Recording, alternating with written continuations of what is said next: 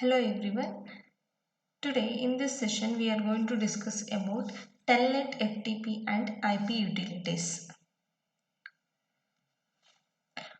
What is Telnet? The Telnet protocol is based on three ideas: the network virtual terminal concept, and NVT, that is NVT. NVT is an imaginary device having a basic structure common to a wide range of real terminals. Each host maps its own terminal characteristics to those on of an NVT and assumes that every other host will do the same. A symmetric view of terminals and the processes, negotiations of terminal options. The principle of negotiated options is used by the Telnet protocol because many hosts wishes to provide additional services beyond those available with the NVT. Various options may be negotiated. Server and client uses a set of conventions to establish the operational characteristics of the telnet connection via do, don't, will, won't mechanism discussed later in this document. The two hosts begin by verifying their mutual understanding.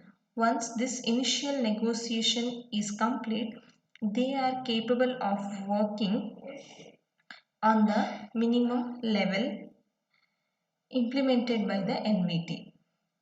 After,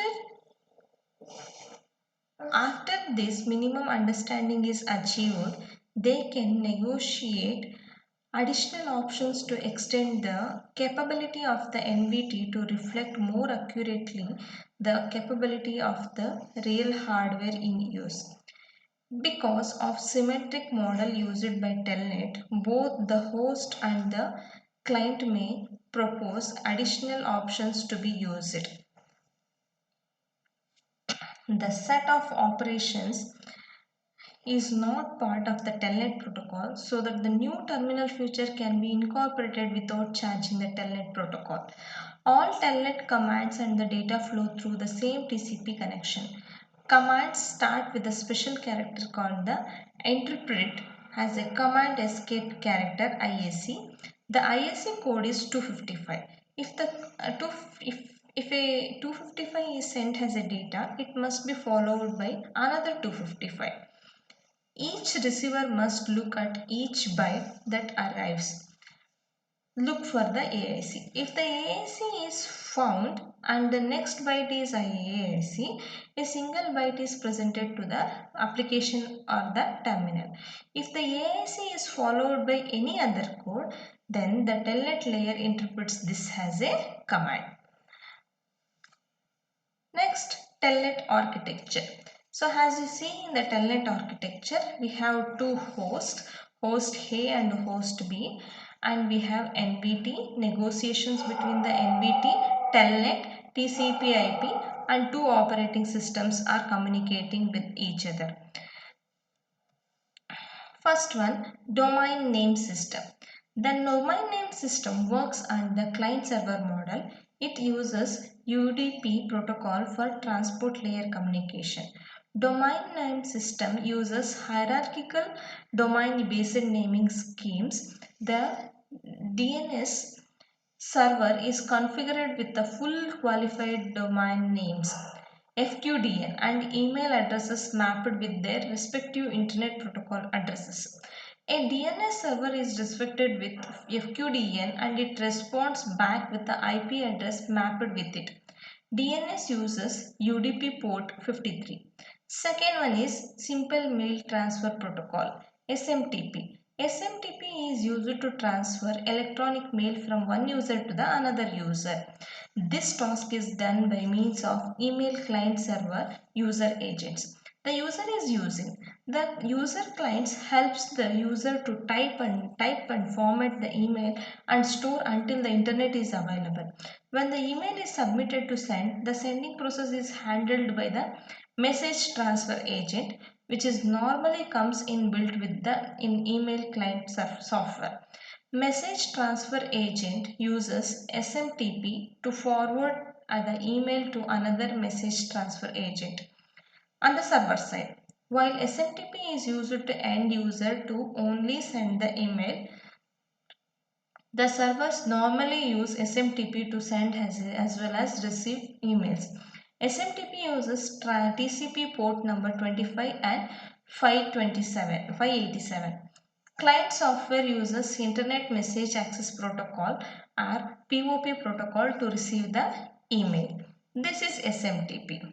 Third one is File Transfer Protocol, FTP. FTP stands for File Transfer Protocol. FTP is a standard internet protocol provided by the TCP/IP used for transmitting the files from one host to the another host. It is mainly used for transferring the web pages files from their creator to the computer that acts as a server for the other computers on the internet. It is used for the downloading the files to the computers from other server. The objectives of the FTP. What are the objectives of this FTP? It provides the sharing of the files. It is used to encourage the use of remote computers. It transfers the data more reliably and effectively. So this is the basic model of the FTP, in which we have a client and server. Both are communicating the data. Data connection happens with the protocol TCP/IP. Why FTP? Before we go to the FTP components, why FTP? Why FTP should be used? Although the transferring file from one system to the another system is very simple and straightforward, but sometimes it can cause problem. For example, two systems may have different file conventions. Two systems may have different ways to represent text and the data. Two systems may have different directory structures. FTP protocol overcomes these problems by establishing two connections between hosts. One connection is used for data transfer and the another connection is used for the control connection.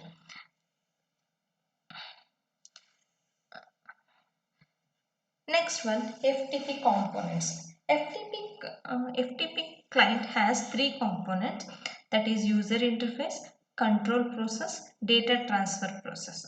The FTP server has two components, that is server control process, server data transfer process. There are two types of connections in the FTP. Those are control connections, connection types, FTP connection types. There are two types of connections in the FTP. Those are control connection and data connection. Control connection uses very simple rules for communicating. Though the control connection, we can transfer a line of command or line of response at a time. The control connection is made between the control processes. The control connection remains connected during the entire interactive FTP session. Data connection. The data connection uses very complex rules as data types may vary. The data connection is made between the data transfer processes. The data connection opens when the command comes for transferring the files and closes when the file is transferred. FTP client.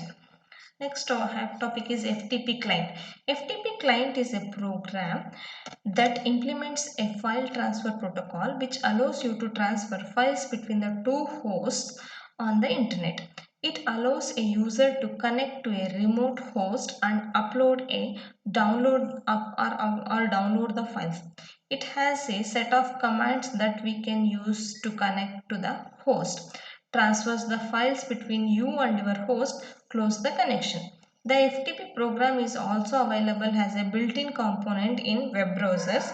This GUI based on the FTP client makes the file transfer very easy and also does not require to remember the FTP components.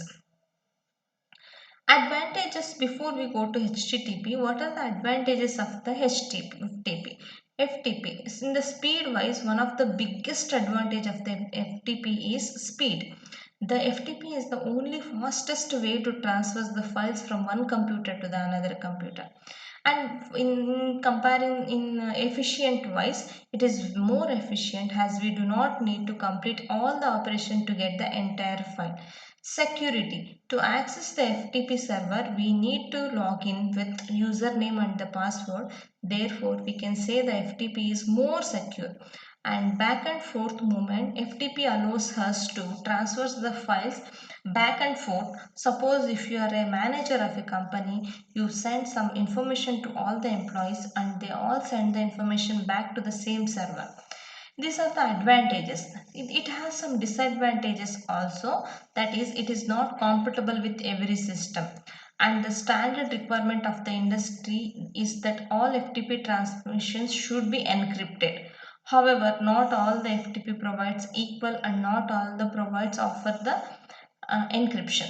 So FTP serves two operation to send and receive large file on the internet. However, the size limit of the file is 2 GB. That is the major disadvantage. It also does not allow you to run simultaneously transfers the multiple receiver. Passwords and file contents are sent in the clear text that allows unwanted what is that eavesdropping. It is quite possible that the attackers can carry out the brute force attack by trying to guess the FTP passwords. So these are the advantages and the disadvantages of the FTP. Next one is HTTP, Hypertext Transfer Protocol. It is the foundation of WWW. HTTP, Hypertext, is a well-organized documentation system which uses hyperlinks to link the pages in the text documents.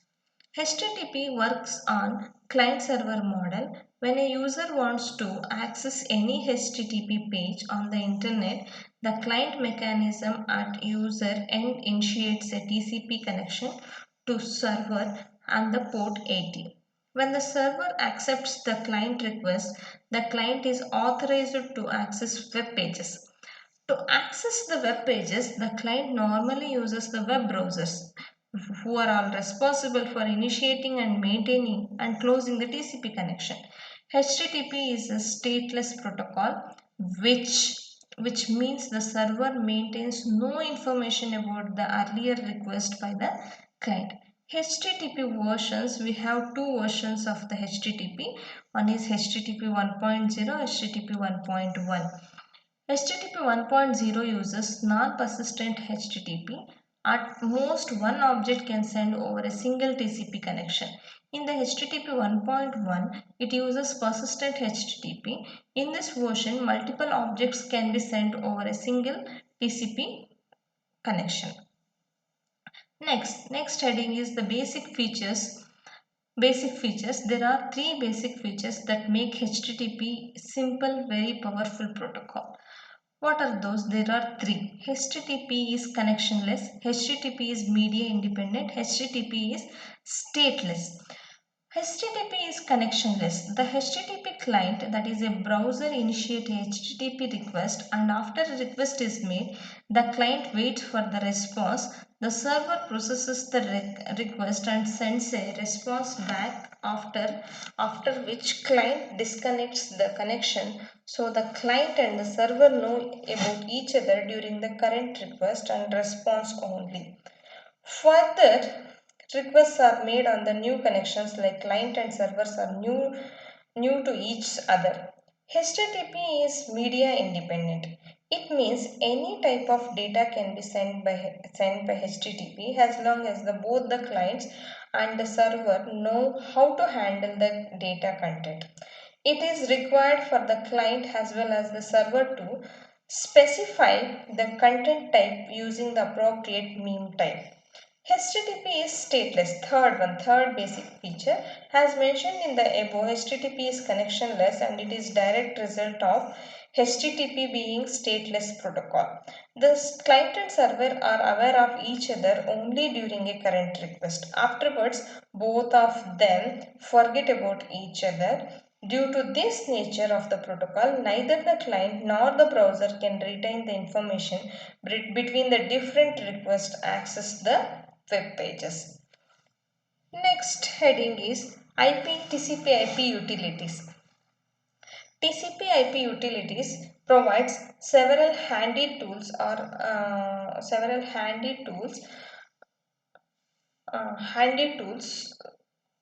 or utilities for troubleshooting, investigating and analyzing the network. Ping is the one TCP/IP utility. Ping is the one of the easiest way to test the connectivity across the network to determine whether a host is online and available. Ping is used to measure the round trip delay between the two hosts. Using the ping at the prompt, type ping along with the URL IP address you want to ping, then hit and enter in the image below. We are pinning www.howtogreek.com and getting a normal response. That response shows the URL that you are pinning, that IP address associated with the URL and the size of the packets being sent on the first time. Netstat. The netstat command generates displays that shows network status and protocol statistics. You can display the status of TCP and UDP endpoints in the table formats, routing table information and interface information. One of the most popular netstat commands is undoubtable to the query all open ports and active connections including process ID in the numeric form. This is the TCP/IP utilities. This is about this session. In this session, we discussed about what is a telnet, what is a telnet architecture, objectives of the FTP components, advantages, disadvantages, FTP connection types, FTP clients, HTTP, basic features of HTTP, TCP/IP, utilities. This is about this session. Thank you.